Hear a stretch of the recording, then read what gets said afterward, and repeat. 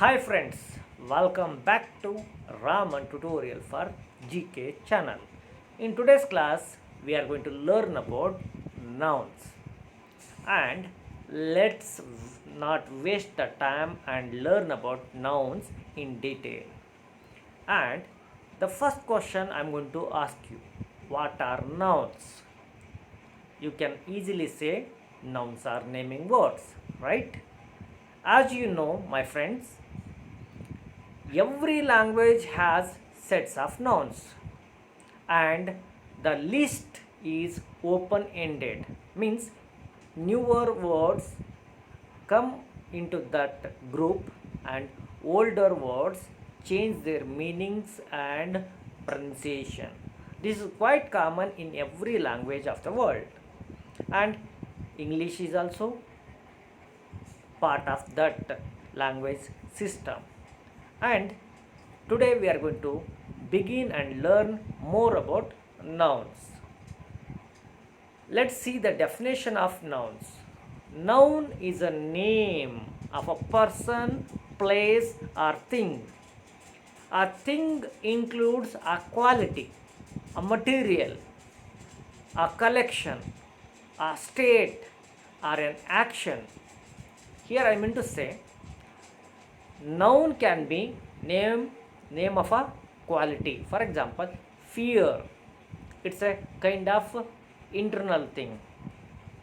A material like gold, silver, iron, plastic, sugar, tea powder, flour, soil, oil, these are the material nouns. Or it can be collection of persons, or it can be collection of animals, or it can be collection of things like herd. Herd is a collection of cows and buffaloes. Army is a collection of soldier, right? Class is a collection of students. Team is a collection of, right, players. Or it can be a state, adherence, livelihood, like that, motherhood. These are the state. Or it can be action, like cheating someone. If you are cheating someone, you are doing an action. The word cheat shows action. Mock, yes, you are right, I'm mocking you. Movement like fluttering, dancing, these are the movements. Friends, noun can be a single word, or noun can be a group of words. A group of words, especially if they are noun, we call them noun phrase. Let's take the example. You can see that here is a sentence. Teachers love their pupils, right? Here, teachers is a noun. Pupils is also a noun. Teachers is a plural noun which is singular, and pupils is a noun which is also plural. Here, teachers and pupils both are nouns, right? Or a noun can be consisting, a noun can consist two or more words, which we call as phrase, noun phrase. Just take a look of this sentence. A good teacher loves his pupils. Here, a good teacher. You can see here phrase, a good teacher. Here, this is a phrase. Here, especially this one. A good teacher is a noun phrase. Noun phrase means a set of noun consisting two or more words. Here, a is an article, good is an adjective, teacher is a common noun. A good teacher makes a noun phrase. ಗೊತ್ತಾಯ್ತಲ್ಲ ಸ್ನೇಹಿತರೆ, noun phrase ಅಂತಂದ್ರೇನು? ಎರಡು ಅಥವಾ ಮೂರು ಪದಗಳು ಸೇರಿದರೆ ಅದನ್ನು noun phrase ಅಂತ ಕರಿತೀವಿ. ನೌನ್ ಫ್ರೇಜು ಕೂಡ ಇಟ್ ಕ್ಯಾನ್ ಬಿ ಸಬ್ಜೆಕ್ಟ್. ಯಾವಾಗಲೂ ನಾವು ಈ noun phrase, verb phrase, prepositional phrases ಬಗ್ಗೆ ನಾನು ಟಾಪಿಕ್ ಹೇಳುವಾಗ ಹೇಳ್ತೇನೆ, ರೈಟ್? ಹಾಗೆಯೇ let's learn about Classification of nouns. You know, my dear friends, nouns are classified into 5 kinds, right? One is proper noun. Yes. Second one, common noun. Third one is collective noun. And fourth one is material noun. And fifth one is abstract noun. Let's learn about these in brief. Okay. Here, the first thing, let's learn about proper noun. My name is Channu. It's a proper noun, right? Mary is a proper noun. Rahul is a proper noun.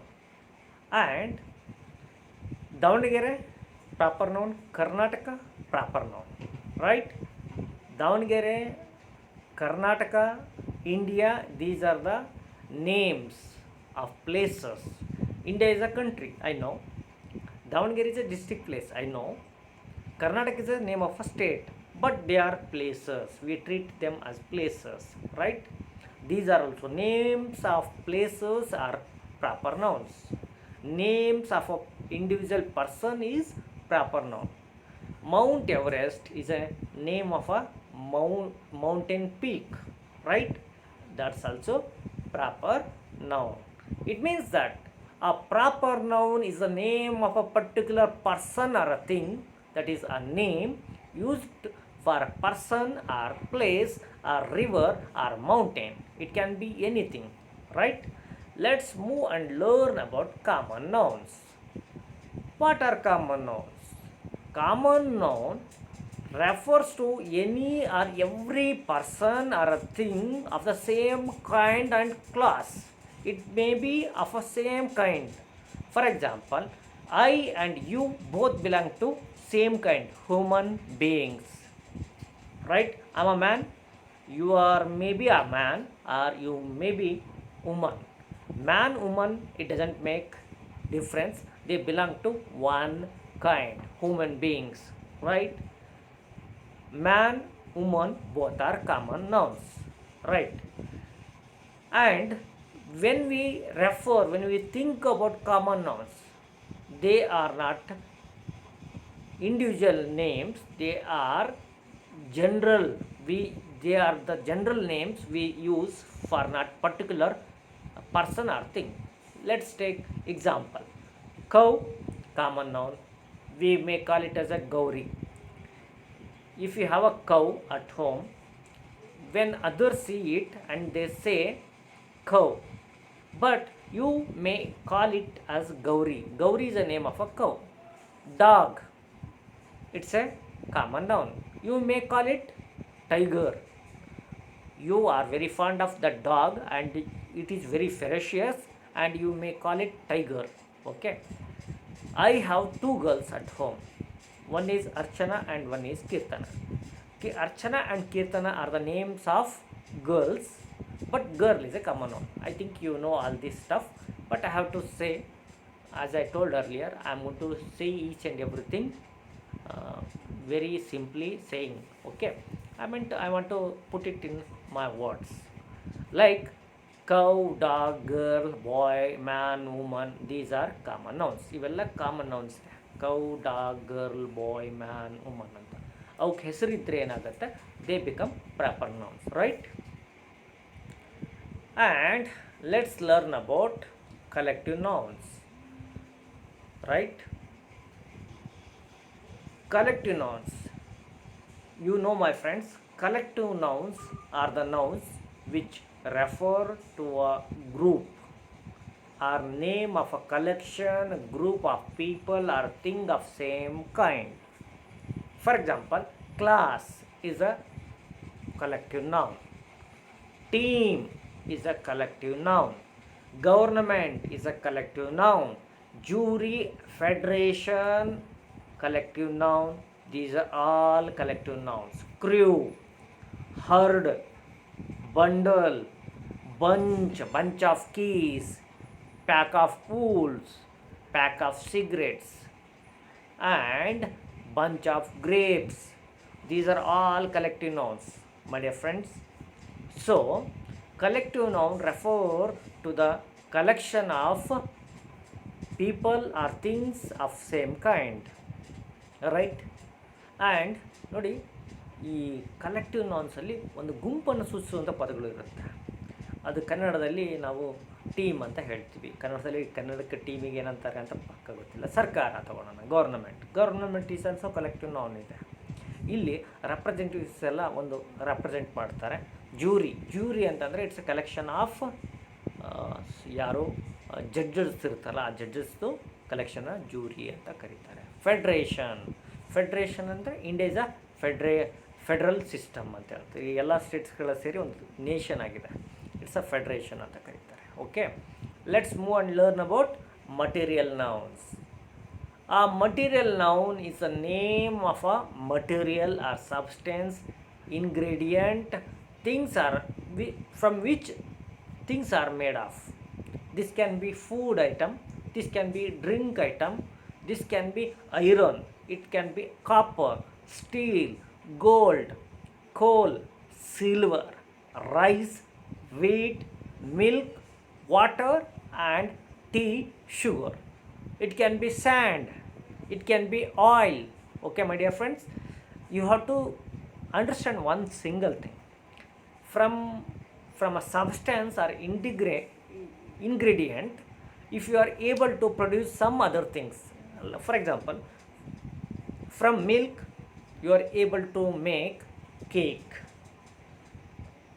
tea, coffee, juice, right? From out of one substance, milk, you are able to make sweets, cake, juice, tea, coffee or something else. Milk is a material noun.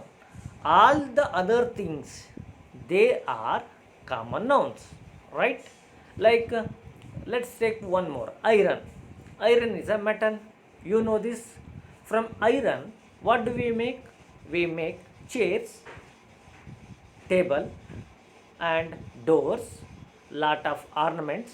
Some people, most of the ornaments which are temporary in nature, they are from these metals like silver, gold or like that. From metal lot of things are made. Metals come under the section of material nouns. ನೋಡಿ, ಈ ಲೋಹಗಳು ಏನು ಆಹಾರ, ನೀರು, ಗಾಳಿ ಇಂಥ ಐಟಮ್ಗಳೆಲ್ಲ material ನೌನ್ಸಲ್ಲಿ ಬರುತ್ತೆ. They come under material nouns. ಯಾಕೆ ಮಟೀರಿಯಲ್ ನೌನ್ಸಲ್ಲಿ ಬರುತ್ತೆ ಅಂತಂದರೆ ಅವುಗಳನ್ನ ಆ ರೀತಿ ಕ್ಲಾಸಿಫೈ ಮಾಡ್ತಾರೆ, ಅವುಗಳಿಂದ ಬೇರೆ ವಸ್ತುಗಳು ಪ್ರೊಡ್ಯೂಸ್ ಆಗುತ್ತೆ. Right, let's take a note of something. We have to take consideration of one thing. ಆ material noun is a type of common noun. It's a kind of common noun, but distinction is made between the two. There is a small distinction, clear cut distinction between a common noun and a material noun. For example, a common noun usually a countable noun. For example, chair, it's a common noun, it's countable. We can say 1 chair, 2 chair, 3 chair, 4 chairs. A table is a common noun, but chair is made up of metal like iron, or it may be made up of plastic. Iron are material nouns, right? Table is made up of wood is a material noun and table is a common noun. See here, a cow is a common noun, milk is a material noun. Cow can be plural, cow can be singular. I bought a cow yesterday. Here cow is singular. I bought 2 cows yesterday. But we cannot say we can say I bought some milk yesterday. I can't say I bought 2 milks yesterday, right? Milk cannot be milks. We cannot make it plural. Milk remains singular all the time, right? It means that we cannot make them plural. Material nouns cannot be made plural at any situation, right? This is the difference. This is a very, very important fundamental thing. You have to remember this. And questions are asked on this part. How? I am going to tell you later. Here, let's learn about abstract nouns.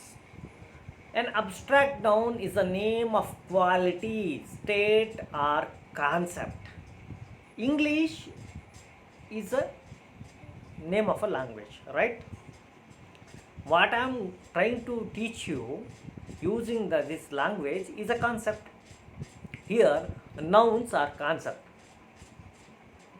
This is a concept, right? Beauty, it's a quality. We can see beautiful persons. ನಾವು ಸುಂದರವಾಗಿರೋರು ನೋಡ್ಬೋದು, but ಅವ್ರ ಒಳಗಿರೋಂಥ ಬ್ಯೂಟಿನ ನೋಡೋದಕ್ಕಾಗಲ್ಲ. I mean to say we cannot touch it. Right. Sweetness is felt. ಅದನ್ನು ನಾವು feel ಮಾಡಬೇಕಾಗತ್ತೆ. It doesn't come like anything, right? An abstract noun is the name of a quality or state or concept. Beauty, sweetness, childhood, love, these are some of the abstract nouns. Concrete nouns are the names of material things, that is, things having made up of material form and shape and size. When you touch, for example, materials like gold, you can touch it. You can see them in a shape or in some kind of form. But you cannot see all these things like abstract nouns. You cannot touch them. You cannot. You just can feel them. That's the difference. Abstract nouns are the names of qualities, as I told earlier, found in various kinds of objects. Since they have no material form, they cannot be seen or touched. You cannot see them or you cannot touch them. We can know of them only through our mind. We can feel the perception. Perception is there. We can just feel them. For example, sugar. We can take the sugar and we can put into our mouth. But sugar is a what kind of noun? It's a material noun. But the sweetness we feel when that sugarness touches our tongue, and the sensory nerves gives a signal to our mind. It's a kind of feeling. Sweetness is a kind of feeling, right? So sweetness is what kind of noun? Abstract noun. Sugar is, right, material noun. Snake, let's take snake. Snake is a common noun, right? Snake can create fear in your mind. Fear is a what kind of noun? Abstract noun. And till now we have learnt about, what did we learn? We learned about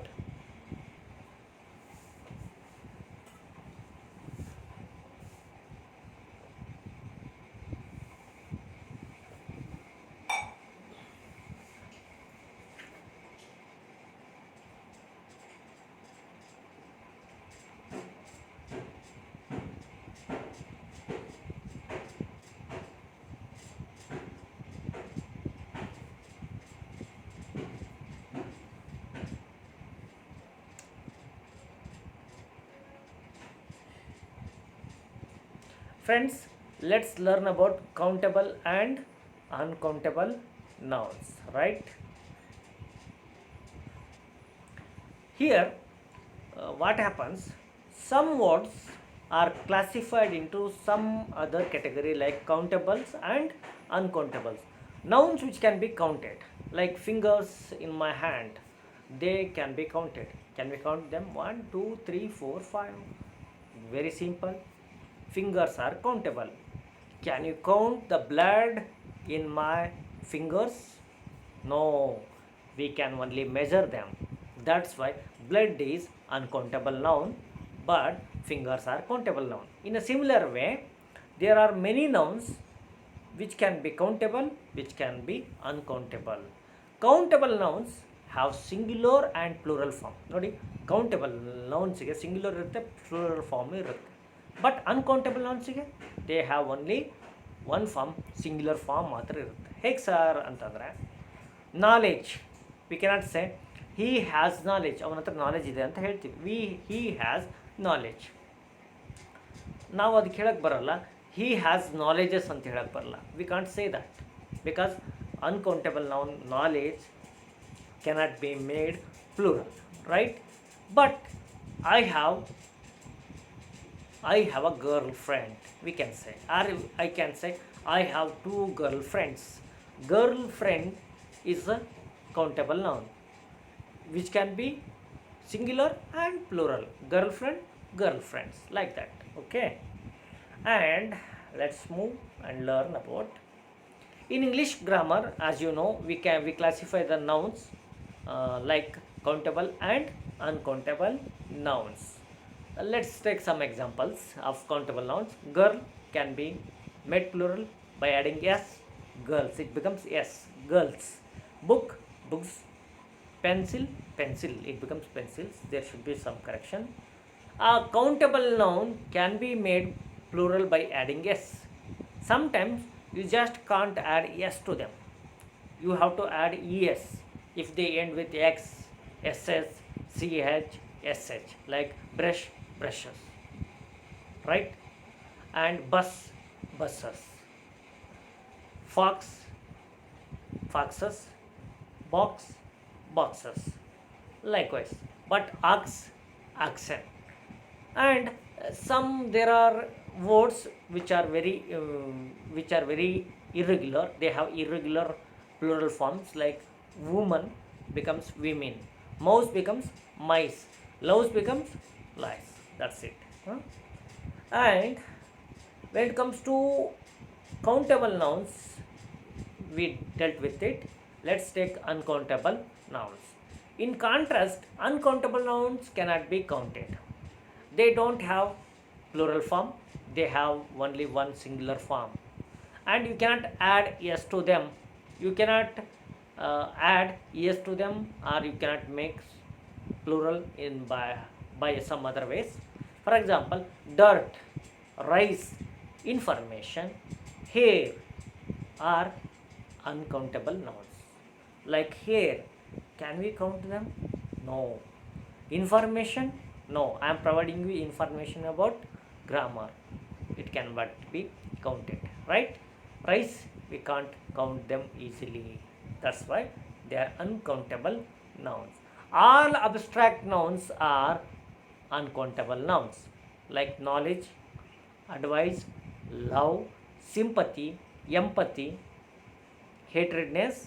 These are all uncountable nouns. And I am providing you two examples.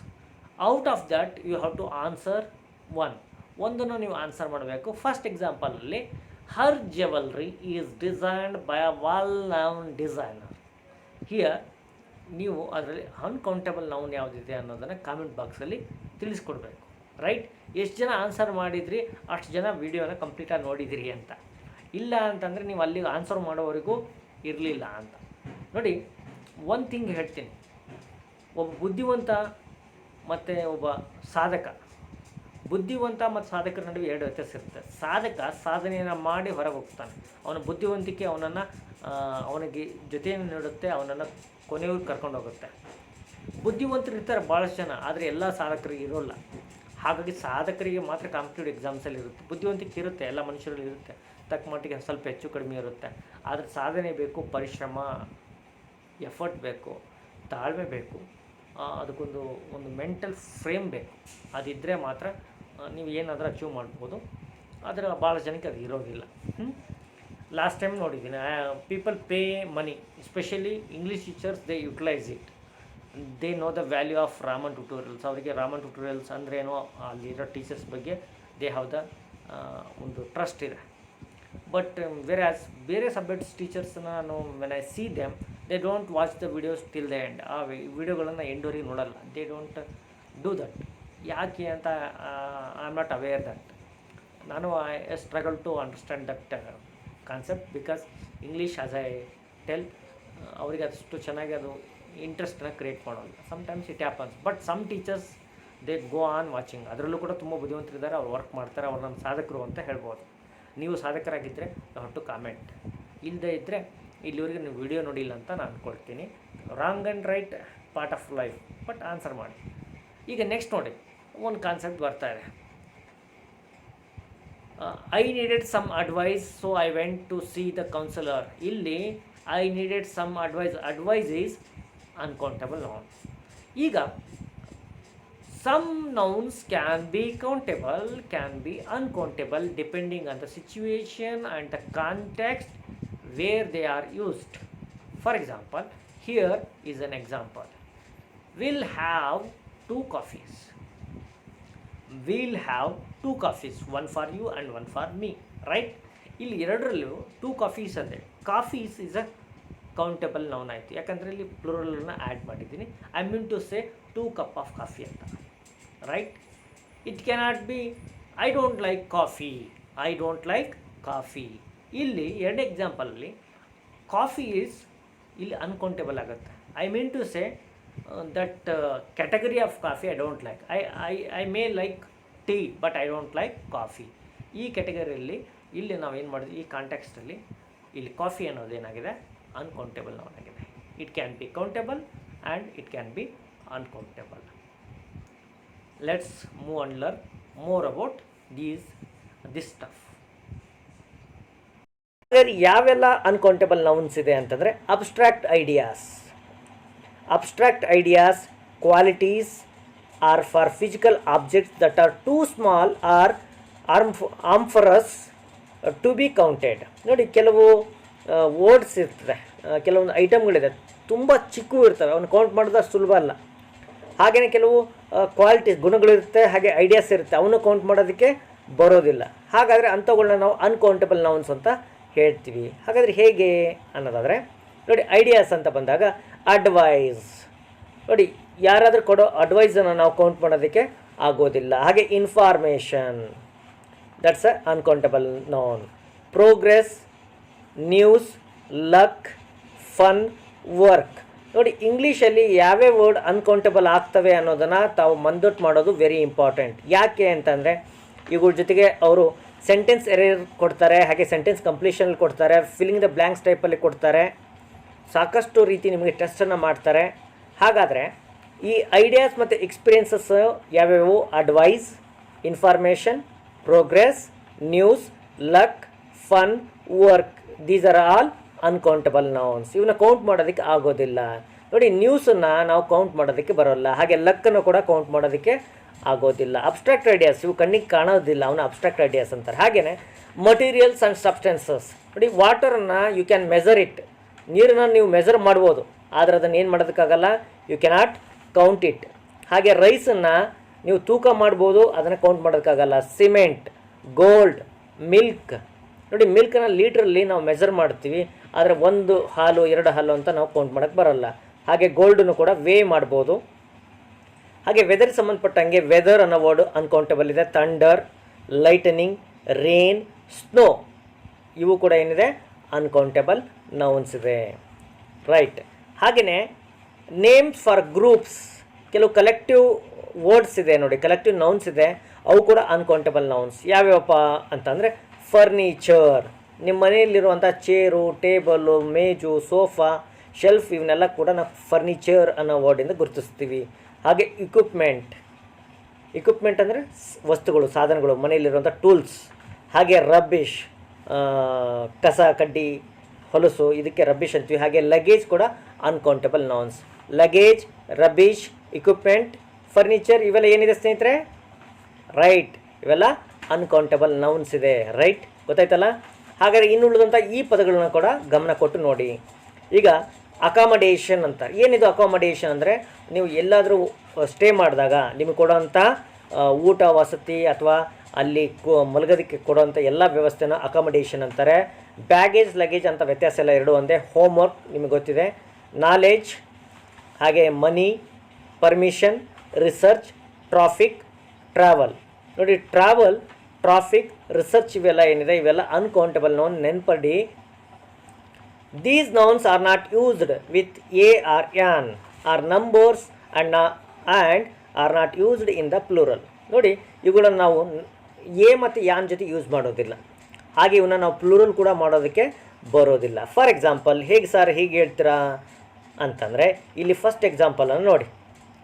V are going to get new furniture. We are going to get new furniture. ಇಲ್ಲಿ furnitures ಅಂತ ಹೇಳ್ತಾ ಇಲ್ಲ, ನಾವು new furniture ಅಂತ ಇದ್ದೀವಿ. ಹಾಗೆಯೇ ಆ new ಇದೆಯಲ್ಲ ಇದ್ರ ಹಿಂದ್ಗಡೆ ಯಾವ ಆರ್ಟಿಕಲ್ ಏನು ಬಳಸ್ತಾ ಇಲ್ಲ, ಹಾಗೆ ಯಾನ್ ಕೂಡ ನಾವು ಬಳಸ್ತಾ ಇಲ್ಲ. ಬಳಸಿದ್ರೆ ತಪ್ಪಾಗುತ್ತೆ. ಅನ್ಕೌಂಟಬಲ್ ನೌನ್ ಹಿಂದ್ಗಡೆ ಎ ಆರ್ ಯಾನನ್ನು ಯು ಕ್ಯಾನಾಟ್ ಯೂಸ್ ದಟ್. ಯಾವಾಗ ಎಕ್ಸಾಮಲ್ಲಿ ಏನು ಮಾಡ್ತಾರೆ, ಇವುಗಳ ಹಿಂದ್ಗಡೆ ಬ್ಲ್ಯಾಂಕನ್ನು ಕೊಡ್ತಾರೆ, ಅಲ್ಲಿ ಆಪ್ಷನ್ಸನ್ನು ಕೇಳ್ತಾರೆ. ಇಲ್ಲಿ ನೋಡಿ ತಪ್ಪಾಗಿದೆ ಈ ಸೆಂಟೆನ್ಸಲ್ಲಿ. We are going to get a new furniture ಅಂತ ಇದೆ. ಇಲ್ಲಿ ನಾವು ಏನು ಮಾಡಿದ್ದಾರೆ, ಇವರು ಆ ಅನ್ನೋವಂಥ ವರ್ಡನ್ನು ಯೂಸ್ ಮಾಡಿದ್ದಾರೆ. ಹಾಗಾಗಿ ದಿಸ್ ಈಸ್ ರಾಂಗ್ ಸೆಂಟೆನ್ಸ್. ಇಲ್ಲಿ ಯಾವುದನ್ನು ಕೂಡ ಫರ್ನಿಚರ್ ಹಿಂದ್ಗಡೆ ನೀವು ಆ ಆಗಲಿ ಯಾನನ್ನಾಗಲಿ ಯೂಸ್ ಮಾಡಬಾರ್ದು ಅಲ್ವಾ ಸ್ನೇಹಿತರೆ. ಹಾಗೆಯೇ ಇಲ್ಲಿ ಪ್ಲೂರಲ್ ಮಾಡಿದ್ದಾರೆ ಈ ಸೆಕೆಂಡಲ್ಲಿ ನೋಡಿ. We are going to get new furnitures ಅಂತ ಇಲ್ಲಿ ಪ್ಲೂರಲ್ ಮಾಡಿದ್ದಾರೆ. This is also wrong thing. ಈ ನೀವು ಪ್ಲೂರಲ್ ಮಾಡಬಾರ್ದು, ಹಾಗೆ ಹಿಂದ್ಗಡೆ ಯಾವ ಆರ್ಟಿಕಲ್ನೂ ಕೂಡ ಸೇರಿಸಬಾರ್ದು. That's very important. ಹಾಗೆಯೇ ಈಗ ನಾವು ಮುಂದೆ ಹೋಗೋಣ. We had terrible weather last night. ನೋಡಿ, ವೆದರ್ ಅನ್ನೋ ವರ್ಡ್ ಅನ್ಕೌಂಟೇಬಲ್ ಅಂತ ನಾನು ಹೇಳಿದ್ದೇನೆ. ಇದ್ರ ಹಿಂದ್ಗಡೆ ಟೆರಿಬಲ್ ಅನ್ನೋ ಒಂದು ಅಬ್ಜೆಕ್ಟಿವನ್ನು ಸೇರಿಸಿದ್ದಾರೆ, ಹೌದಾ. ಹಾಗೆಯೇ ಹಿಂದ್ಗಡೆ ಯಾವ ಆರ್ಟಿಕಲ್ ಕೂಡ ಇಲ್ಲ.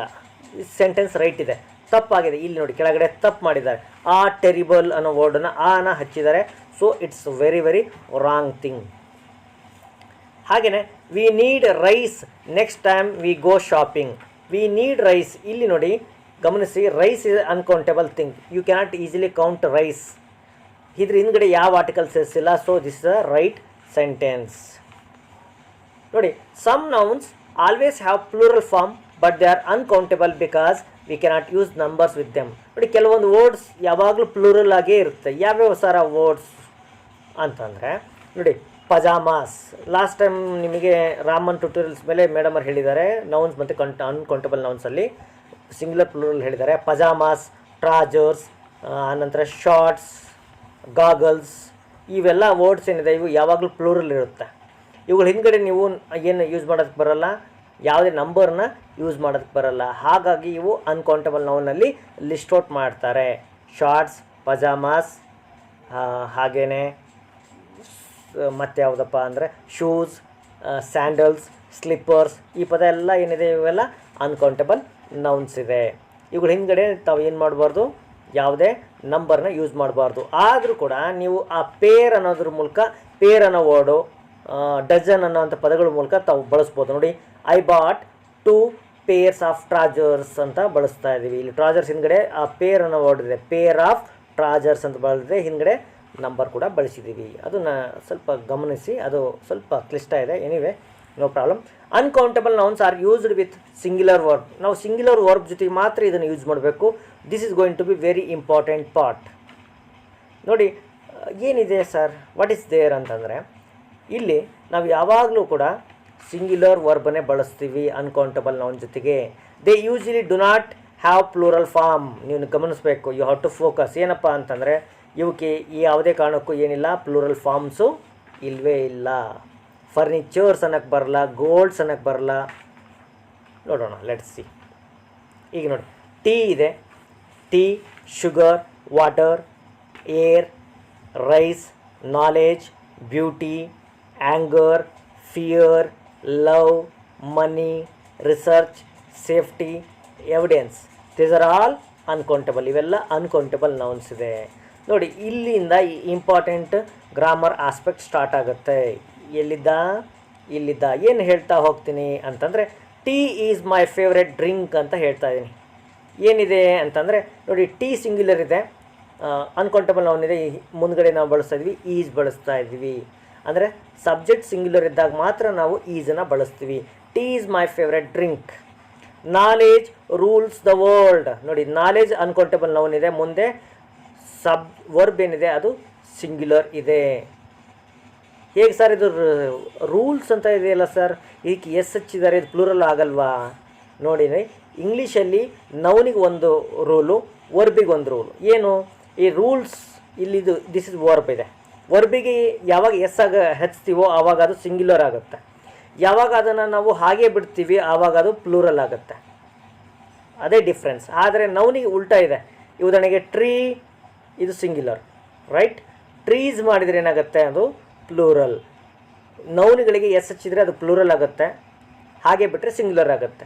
ವರ್ಬಿಗೆ ಎಸ್ ಹಚ್ಚಿದರೆ ಅದು ಏನಾಗುತ್ತೆ, ಸಿಂಗ್ಯುಲರ್ ಆಗುತ್ತೆ, ರಿವರ್ಸ್ ಗೇರಲ್ಲಿ ವರ್ಕ್ ಮಾಡುತ್ತೆ. ಇದು ಭಾಳ ಜನಕ್ಕೆ ಬೇಗ ಅರ್ಥ ಆಗಬೇಕಾಗತ್ತೆ. Money has no limitation. ನೋಡಿ, money has no limitation. Has is a singular verb. Sugar was in the box but some one stole it. ನೋಡಿ, was is also a singular verb. Sugar was in the ಬಾಕ್ಸಲ್ಲಿ sugar ಇತ್ತು, ಈಗ ಅದನ್ನು ಯಾರೋ ಕದ್ಬಿಟ್ಟಿದ್ದಾರೆ. ಇಲ್ಲಿ was ಏನಿದೆ singular ಇದೆ, ಹಾಗಾಗಿ ಶುಗರ್ ಜೊತೆಗೆ ನಾವು ಬಳಸ್ತಾ ಇದ್ದೀವಿ. ರೈಟ್. ಹಾಗಾದರೆ abstract nouns tend to be uncountable noun. ನೋಡಿ, ಅಬ್ಸ್ಟ್ರಾಕ್ಟ್ ನೌನ್ಸ್ ಇದೆ ಅವೆಲ್ಲ ಅನ್ಕೌಂಟೇಬಲ್ ಇರುತ್ತೆ. ಹೇಗೆ ಅಂತಂದರೆ ಪಾವರ್ಟಿ, ಇದು ಅಬ್ಸ್ಟ್ರಾಕ್ಟ್ ನೌನ್. ಯಾರಿಗೂ ಕೂಡ ಬಡತನವನ್ನು ನಾವು ನೋಡೋದಕ್ಕಾಗಲ್ಲ, ಅಂದರೆ ಕೈಯಿಂದ ಟಚ್ ಮಾಡೋದಕ್ಕಾಗಲ್ಲ, ಫೀಲ್ ಮಾಡ್ಬೋದು. ನೋಡಿ, they lived in poverty, our luggage went missing. ಈ ಎರಡೂ ವರ್ಡಲ್ಲಿ ಪಾವರ್ಟಿ ಮತ್ತು ಲಗೇಜ್ ಏನಿದೆ ಅವೆಲ್ಲ ಸಿಂಗ್ಯುಲರ್ ಇದೆ, ದೇ ಆರ್ ಸಿಂಗ್ಯುಲರ್. ಅವೆಲ್ಲ ಅಬ್ಸ್ಟ್ರಾಕ್ಟ್ ಐಡಿಯಾ ಇದೆ, ಹಾಗೆ ಸಿಂಗ್ಯುಲರ್ ಇದೆ, ದೇ ಆರ್ ಅನ್ಕೌಂಟೇಬಲ್ ಇದೆ. We are waiting for vital information. ಇಲ್ಲೂ ಕೂಡ information is uncountable noun. You should put sugar in this pudding. ಇಲ್ಲಿ ಶುಗರ್ ಈಸ್ ಅನ್ಕೌಂಟೇಬಲ್ ನೌನ್. ಹಾಗೆ ಇಲ್ಲಿ education is uncountable noun. I put some petrol in the car yesterday. ನೋಡಿ, ನಾವು ಯಾನ್ ಬಳಸೋದಕ್ಕಾಗಲ್ಲ, ಆದರೆ some ಮತ್ತು ಯಾನನ್ನು ನಾವು ಬಳಸ್ಬೋದು. ಸಮ್ ಮತ್ತು ಎನಿ ಬಳಸ್ಬೋದು. ಅದು ಹೇಗೆ ಅನ್ನೋದನ್ನು ಕೂಡ ನಾನು ಹೇಳ್ತೀನಿ. I have a kilo of flour. I'll have a kilo of flour please. ಇಲ್ಲಿ ನೋಡಿ, ನಾನು 1 ಕಿಲೋ ಆಫ್ ಫ್ಲೋರ್ ಹಿಟ್ಟನ್ನು ಕೊಡಿ ಅಂತ ಅವನು ರಿಕ್ವೆಸ್ಟ್ ಮಾಡ್ತಾ ಇದ್ದಾನೆ customer. Could I have a slice of bread. ನೋಡಿ, ಸ್ಲೈಸ್ ಆಫ್ ಬ್ರೆಡ್ ಅಂತ ಬಳಸ್ತೀವಿ. ಬ್ರೆಡ್ ಜೊತೆಗೆ ಸ್ಲೈಸ್ ಅನ್ನೋ ಪದನ ನಾವು ಬಳಸ್ತಾ ಇದ್ದೀವಿ.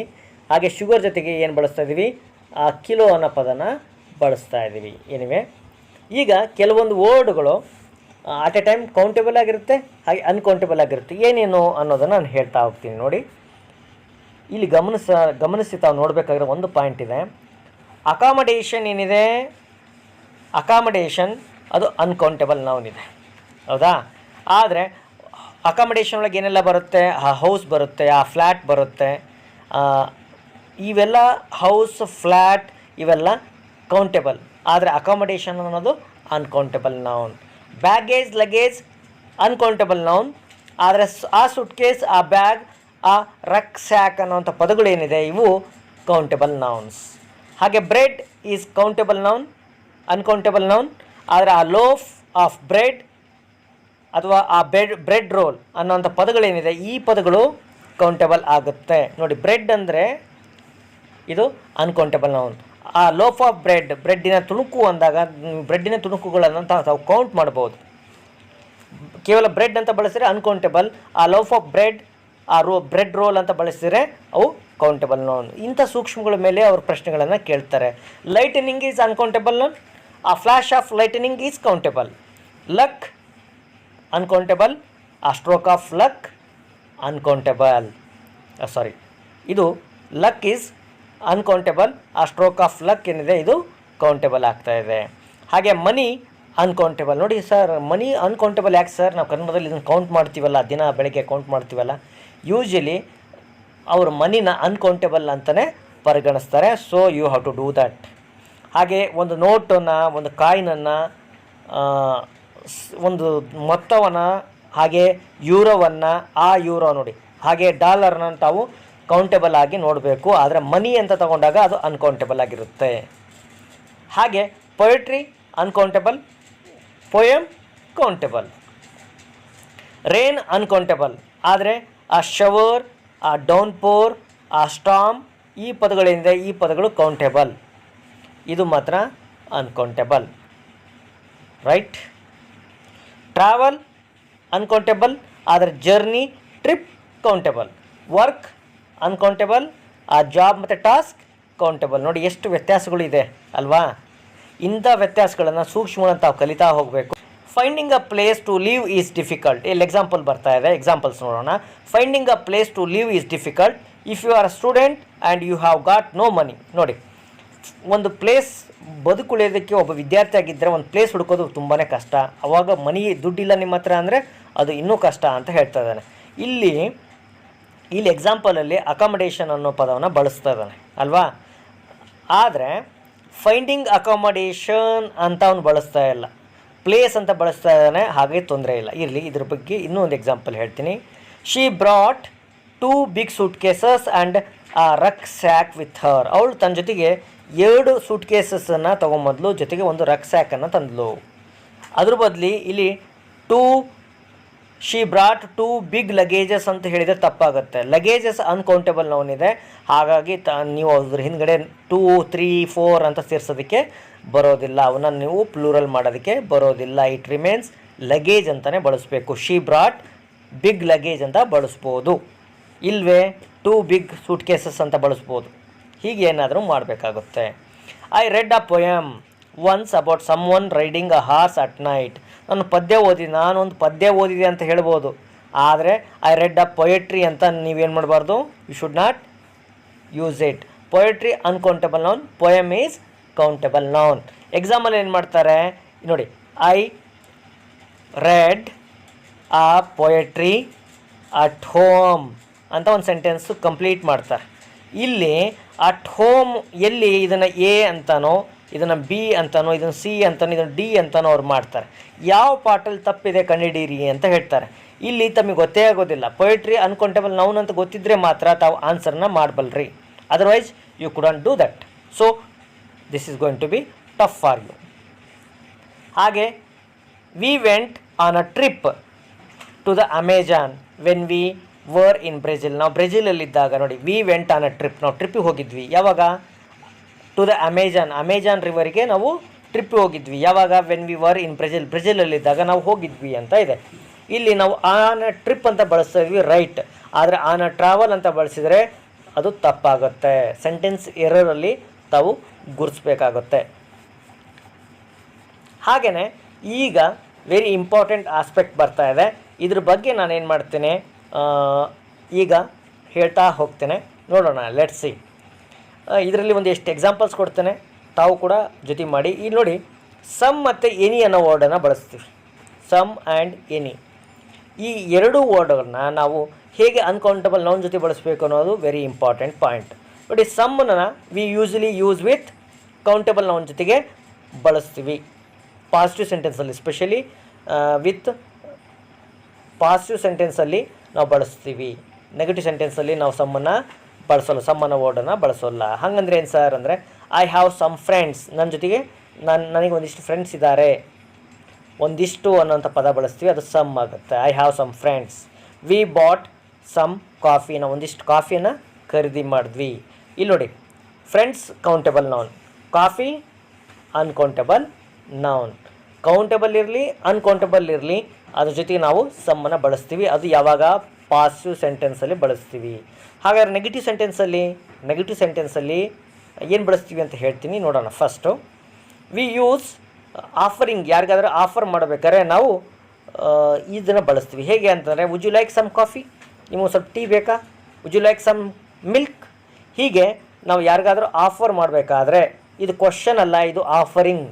ಈ ಆಫರಿಂಗಲ್ಲಿ ನಾವೇನು ಬಳಸ್ತಾ ಇದ್ದೀವಿ, ನಾವು ಸಮ್ ಬಳಸ್ತೀವಿ, ರೈಟ್. ಹಾಗೆ ರಿಕ್ವೆಸ್ಟಲ್ಲೂ ಕೂಡ ನಾವು ಏನು ಬಳಸ್ತೀವಿ, ಸಮ್ಮನ್ನು ಬಳಸ್ತೀವಿ. ಕ್ಯಾನ್ ಐ ಬಾರೋ ಸಮ್ ಮನಿ, ನೋಡಿ ನಾನು ಸ್ವಲ್ಪ ದುಡ್ಡು ತೊಗೋಬೋದಾ, ಇದು ರಿಕ್ವೆಸ್ಟ್ ಇದೆ, ಇದು ಕ್ವಶನ್ ಅಲ್ಲ. This is not question. ಏನು ಮಾರ್ಕ್ ಎಂಡಲ್ಲಿ ಎಂಡ್ ಆಗ್ತಾಯಿದೆ ಅಂದರೆ ಎಲ್ಲ ಕೂಡ ಕ್ವಶನ್ ಆಗಲ್ಲ. ಈಗ ಉದಾಹರಣೆಗೆ ಒಂದು ರಿಕ್ವೆಸ್ಟ್ ಇದ್ದರೆ, ಒಂದು ಆಫರಿಂಗ್ ಇದ್ದರೆ ಅವೆರಡು ಕ್ವಶನ್ಸ್ ಆಗಲ್ಲ.